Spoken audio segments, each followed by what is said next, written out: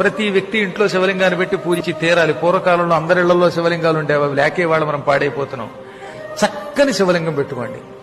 కిం బహూక్తేన మునయః స్త్రీణామపి తథాన్యతః అధికారోస్తి సర్వేషాం శివలింగార్చనే ద్విజాః. ఎందుకు ఇన్ని మాటలు?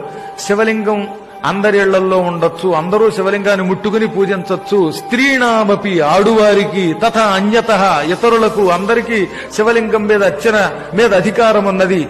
మీ ఇళ్లలో అధికారం ఉంది గనక శివలింగం పెట్టుకు పూజించండి. శివలింగం ఇంట్లో ఉండకూడదని ఎవడన్నా చెబితే వాడిని శవంతో సమానంగా చూసి అవతల గెంటేయండి అని నందీశ్వరుడు శివపురాణంలో ఋషులకి చెప్పాడు. ఈ శ్లోకం శివపురాణంలోది. కాబట్టి అందరిళ్లలో లింగం ఉండాలి.